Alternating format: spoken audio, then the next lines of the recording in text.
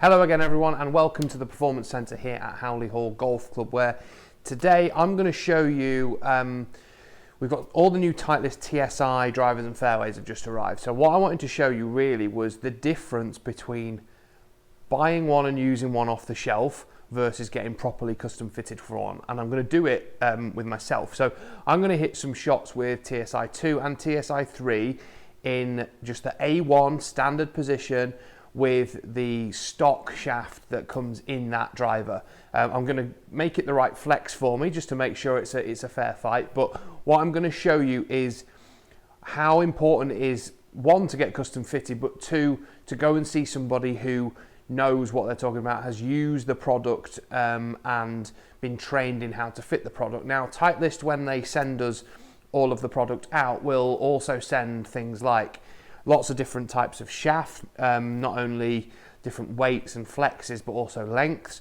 They'll also send us a really cool weight kit as well, so we can actually play around with the way the driver's set in order to make sure that it performs the best for that person that comes to see us. So I'm going to show you right now, just very quickly, hit some shots on the TrackMan in the standard shaft and standard position, show you exactly what the numbers are like, and then compare those once I've actually custom fitted myself and show you the difference that I see here on the TrackMan inside. So let's get to it. Let's hit some shots and we'll show you how we get on.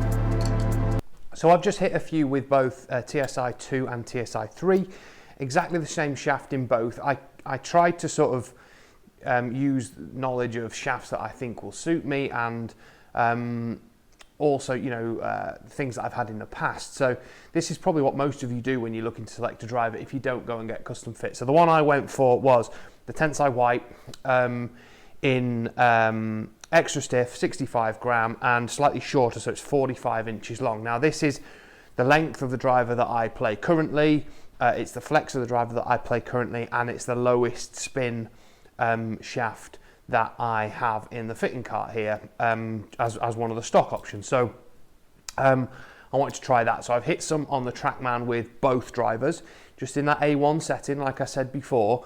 But now what I'm going to do is have a bit of a play around with the weight kit, play around with some different shafts, and show you exactly how I can change what I've seen on the TrackMan and how I can get a little bit more out of the numbers that I'm putting in as well. So let's go hit a few more, let's have a bit of a play around, and I'll show you exactly how we can make these shots better.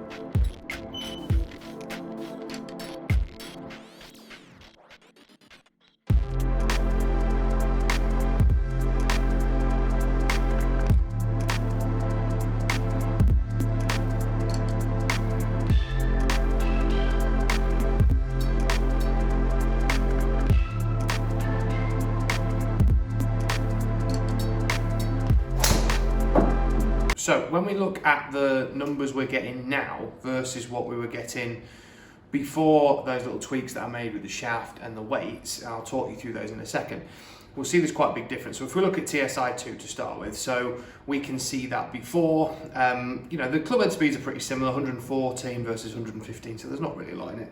But the biggest difference we can see is that the spin's dropped quite a bit. So we've got rid of, you know, nearly 300 RPM, and the ball is coming off the face faster now. So that's a combination of changing the weighting in the head and also the shaft, so able to get a little bit more ball speed, so it's coming off the face just that little bit faster. Now we can see there as well that the carry distance has changed, so we've gone up by about 10 yards really, just by dropping that spin, bit more ball speed. So and like I say, the club head speed, that's, you know, the effort going in essentially is only changed by 1 mile an hour. So really we're just making this more efficient. And the way I did that was I've actually put a lighter weight in the back of the TSI2 head, so effectively shifting the CG slightly further forward, more towards the face, which has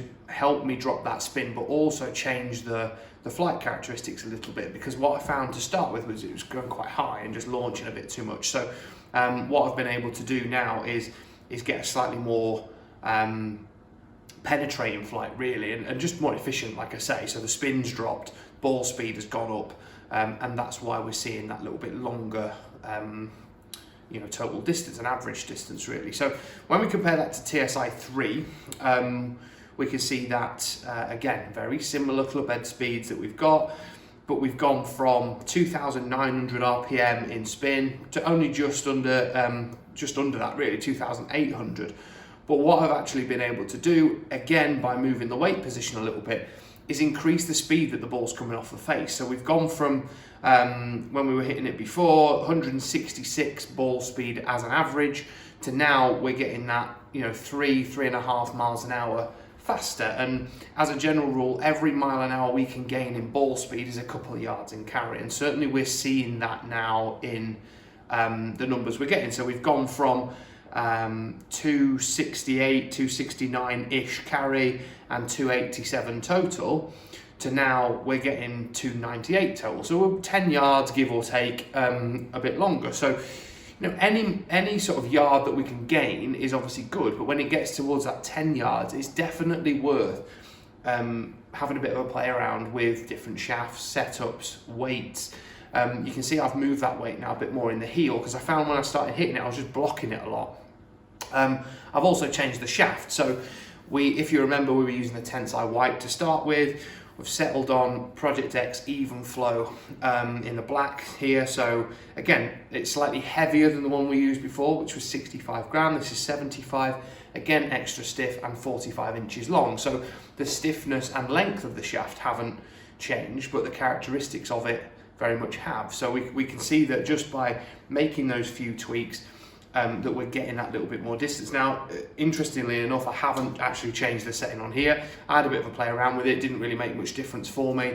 So I've stuck with A1, so it's still in the 9-degree setting that it was when we tried it with the standard shafting. But you can see what those little changes do and what effect they have on ball flight and also distance. So hopefully that'll maybe push you into going and getting fitted properly for not just this driver, but any driver, any golf club that you're looking at buying, because just buying off the shelf is not the right way to go about things. You've got to get things custom fitted properly. You've got to go see somebody who knows what they're talking about when it comes to club fitting, and try everything out there. There's no harm in trying things, and if it doesn't work for you, any custom fitter that's worth their salt really will tell you if that club is performing better or not. And certainly honesty is always the best policy, because I want you to come and see me every time you want a wedge or a putter or a set of irons or a driver. I don't want to sell you a product that's not going to work for you. So I'll be honest, if it's not any better than what you've got, I will tell you, and chances are you're probably better off spending the money you were going to spend on a new set of clubs on some lessons. So hope you've enjoyed the video, and again, it just shows you and highlights what custom fitting is all about and how it can help your game. So please stick some comments in below. If you've got any questions, please do that as well, and can't wait to see you all very, very soon.